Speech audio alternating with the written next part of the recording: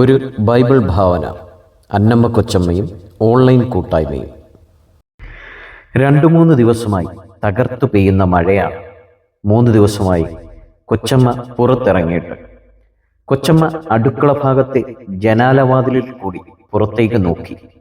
കർക്കിടകത്തിലിട്ട കപ്പയുടെ നാമ്പ് മുകളിൽ നിൽക്കുന്നത് കണ്ടു.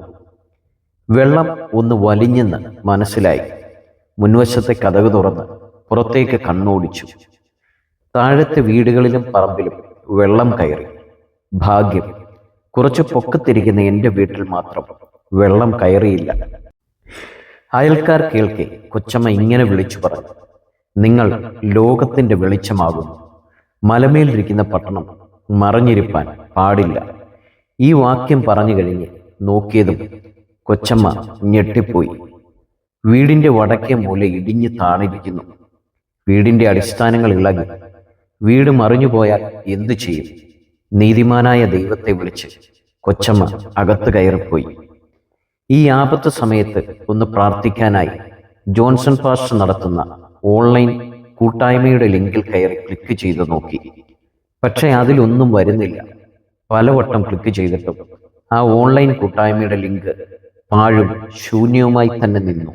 എപ്പോഴും പ്രവർത്തിച്ചുകൊണ്ടിരുന്ന ഓൺലൈൻ കൂട്ടായ്മ കാണാതായതോടെ കൊച്ചമ്മയ്ക്ക് അങ്കലാപ്പായി. എന്നാൽ പിന്നെ കൂട്ടു സഹോദരങ്ങളും ഓൺലൈൻ കൂട്ടായ്മയുടെ സ്ഥിരം അംഗങ്ങളുമായ ബോബിച്ചൻ്റെയും സൂസമ്മയുടെയും അടുത്തു പോകാൻ കൊച്ചമ്മ തീരുമാനിച്ചു. കിട്ടിയ നേരിയത് വാരിച്ചുറ്റി ചാറ്റൽ മഴയത്ത് കുടയും ചൂടി അങ്ങോട്ട് കുതിച്ചുപോയ വഴിക്ക് സഭയിലെ യുവജന സഖ്യത്തിൻ്റെ സെക്രട്ടറി ഫേബമോൾ മഴ നനഞ്ഞു നിൽക്കുന്നു. എന്താ മഴ നനയുന്നതെന്ന് കൊച്ചമ്മ ചോദിച്ചു. നല്ല മഴ, നല്ല കാറ്റ്, നല്ല കോടമഞ്ഞ്, പൊളി ബൈബിൾ, ഇൻസ്റ്റഗ്രാം റീൽസിന് വീഡിയോ എടുക്കുകയാണെന്ന് ഉത്തരം പറഞ്ഞു. കൊച്ചമ്മയ്ക്ക് ഒന്നും മനസ്സിലായില്ല. മഴ നനഞ്ഞാൽ പനി പിടിക്കും, വീട്ടിൽ കയറി പോകാൻ പറഞ്ഞ് കൊച്ചമ്മ നടന്നു നീങ്ങി. അവരുടെ വീടിൻ്റെ കുറച്ചടുത്തെത്തിയപ്പോഴേക്കും ബേബിച്ചൻ്റെ സങ്കീർത്തനം വായന കേൾക്കാം. കുറച്ചുകൂടി അടുത്തു വന്ന് ശ്രദ്ധിച്ചപ്പോൾ സങ്കീർത്തനം വായനയുടെ ഈണത്തിൽ അരിക്കൊമ്പൻ്റെയും ചക്കക്കൊമ്പൻ്റെയും വാർത്ത വായന. സ്വാതന്ത്ര്യമുള്ള വീടായതുകൊണ്ട് ഉള്ളിലേക്ക് കയറി ചെന്ന് കുടയുടെ പാത്തി വെച്ച് ബോബിച്ചൻ്റെ പിറകിൽ തട്ടിയിട്ട് ചോദിച്ചു: ബൈബിൾ തന്നെയാണോ ബേബിച്ച വായിക്കുന്നത്? സ്ഥലകാല ബോധം വീണ ബേബിച്ചൻ പറഞ്ഞു: കൊച്ചമ്മ, രാവിലെ ബൈബിൾ വായിക്കാൻ മൊബൈൽ എടുത്തതാണ്. അപ്പോഴാണ് വാർത്തയുടെ നോട്ടിഫിക്കേഷൻ വന്നത്. കൈ അറിയാതെ നോട്ടിഫിക്കേഷനിൽ മുട്ടി ഞാൻ വാർത്തയിലോട്ട് അങ്ങ് പോയി. കൊച്ചമ്മ വന്ന കാര്യം വിശദീകരിച്ചു പറഞ്ഞു. ഇതെല്ലാം കേട്ട ബേബിച്ചായനും ഓൺലൈൻ കൂട്ടായ്മയുടെ ലിങ്കിൽ കയറി പരിശോധിച്ചു. നേരാണ്, ഒന്നും കാണാനില്ല. ആ സമയമാണ് പാൽക്കാരൻ ജോമോൻ അതുവഴി വന്നത്.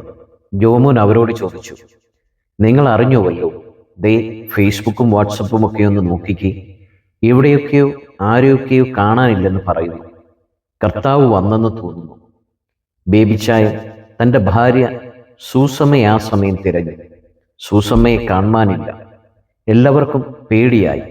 അവസാനം സഭയിലെ പാസ്റ്ററെ വിളിക്കാൻ തീരുമാനിച്ചു. അങ്ങേത്തലയ്ക്കൽ പാസ്റ്ററുടെ ശബ്ദം കേട്ട് കൊച്ചമ്മ ദൈവത്തെ മഹത്വപ്പെടുത്തി. കാര്യങ്ങൾ കേട്ട പാസ്റ്റർ അവരുടെ അടുത്തെത്തി. നാളുകളായി ഓൺലൈൻ കൂട്ടായ്മ മാത്രം കൂടിയിരുന്ന അവരെ കണ്ടപ്പോൾ പാസ്റ്റർക്ക് വിഷമവും സഹതാപവും തോന്നി. പാസ്റ്റർ അവരോട് പറഞ്ഞു: പ്രിയ സഹോദരങ്ങളെ, നമ്മുടെ കർത്താവ് ഇതുവരെ വന്നിട്ടില്ല. ഈ കാലഘട്ടത്തിൽ അനേകം വ്യാജ വാർത്തകൾ നമ്മൾ കാണും, കേൾക്കും. അതൊന്നുമായിരിക്കല്ലേ നമ്മളെ വഴി നടത്തുന്നത്. നമ്മളെ വഴി നടത്തേണ്ടത് ദൈവവചനമായിരിക്കണം. ആ സമയം കാണാനില്ലായിരുന്ന സൂസമ്മാമ കയറി വന്നു. എവിടെ പോയതാണെന്ന് ബേബിച്ചായൻ തിരക്കി. രാവിലെ തൊട്ട് ഓൺലൈൻ കൂട്ടായ്മ കാണാതിരുന്നപ്പോൾ മൊബൈലിൽ കണ്ട ഒരു കൂട്ടായ്മയ്ക്ക് പോയതാണെന്നും അവിടെ ചെന്നപ്പോൾ ഏതോ കുരുത്തം കെട്ട പിള്ളേരുടെ വാട്സപ്പ് കൂട്ടായ്മയായിരുന്നു എന്നും പിന്നെ തിരിച്ചു പോന്നെന്നും ഉത്തരം പറഞ്ഞു. ഇതെല്ലാം കേട്ട പാസ്റ്റർക്ക് ദേഷ്യവും വിഷമവും വന്നു. സകല നിയന്ത്രണവും എടുത്ത് അവരോട് ആ നഗ്ന സത്യം പറഞ്ഞു: എൻ്റെ പ്രിയപ്പെട്ട സഹോദരങ്ങളെ, നിങ്ങൾ ഇതുവരെ കൂടിയിരുന്ന ഓൺലൈൻ കൂട്ടായ്മ ആർട്ടിഫിഷ്യൽ ഇൻ്റലിജൻസ് സംവിധാനം ഉപയോഗിച്ച് ആരോ നടത്തിയതാണെന്നും നിങ്ങൾക്ക് പരിചയമുള്ള ജോൺസൺ പാസ്റ്ററെ കൃത്രിമമായി സൃഷ്ടിച്ചതാണെന്നും ഇതിന്റെ പിറകിൽ പ്രവർത്തിച്ച ആളുകൾ പോലീസ് കസ്റ്റഡിയിലാണെന്നും അങ്ങനെയുള്ള എല്ലാ ഓൺലൈൻ കൂട്ടായ്മയുടെ ലിങ്കുകൾ പോലീസ് നിരോധിച്ചെന്നും പറഞ്ഞു. ഇത് കേട്ട കൊച്ചമ്മയ്ക്ക് ഇത്രയും നാൾ കൊടുത്തിരുന്ന ദശാംശത്തിന്റെയും സ്തോത്ര കാഴ്ചയുടെയും പൈസയോർത്ത് കണ്ണിൽ ഇരുട്ട് കയറി, തല കറങ്ങി, BP കൂടി. കൊച്ചമ്മയെ കസേരയിലിരുത്തി BP-യുടെ ഗുളികയും വെള്ളവും കൊടുത്തു. നോർമലായപ്പോൾ പാസ്റ്റർ വീണ്ടും തുടർന്നു. പ്രിയപ്പെട്ടവരെ, ഈ കാലഘട്ടത്തിലും വരാനിരിക്കുന്ന കാലഘട്ടത്തിലും സംഭവിക്കുന്ന വലിയൊരു ദുരന്തമായിരിക്കും പ്രായഭേദമന്യേ ആളുകൾ ഓൺലൈൻ കൂട്ടായ്മയുടെ അടിമകളാകുക.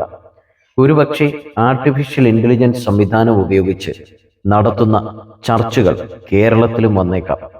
സഭാ ശുശ്രൂഷകന്മാർ വിവാഹത്തിനും ശവ അടക്കത്തിനും ഇങ്ങനെ ചുരുക്കം ചില സന്ദർഭങ്ങളിൽ കാണുന്ന ആളുകളായി മാറും. സഭയിൽ ഒഴിഞ്ഞുകിടക്കുന്ന കസേരകളുടെ എണ്ണം കൂടും. വരുന്ന തലമുറകൾക്ക് സഹോദര സ്നേഹം നഷ്ടപ്പെടും. പ്രതിസന്ധി ഘട്ടങ്ങളിൽ കിട്ടുന്ന പ്രാർത്ഥന കൈത്താങ്ങലുകൾ ഇല്ലാതാകും. ഒന്നിച്ചുള്ള ആരാധനയിൽ കിട്ടുന്ന ആത്മീയ സന്തോഷം ഇല്ലാതാകും. ഏകാന്തതയുടെ തടവറയിലേക്ക് എന്നേക്കുമായി തലമുറകൾ നീങ്ങും. ഇങ്ങനെ ഉണ്ടാകാതിരിക്കാൻ സൂക്ഷിക്കണം. ഇങ്ങനെ പറഞ്ഞ് അവരെ പാസ്റ്റർ ബുദ്ധി ഉപദേശിച്ചു. അവർ പുതിയൊരു തീരുമാനത്തിലെത്തി. പാസ്റ്റർ സഭയിൽ മടങ്ങിച്ചെന്ന് സഹോദരങ്ങളെയും മേസ്ത്രിയെയും കൂട്ടി കൊച്ചമ്മയുടെ വീടിന്റെ ഇടിഞ്ഞ മൂല ശരിയാക്കി കൊടുത്തു. യഥാർത്ഥ കൂട്ടായ്മയുടെ മഹത്വം തിരിച്ചറിഞ്ഞ കൊച്ചമ്മ ദൈവത്തെ മഹത്വപ്പെടുത്തി.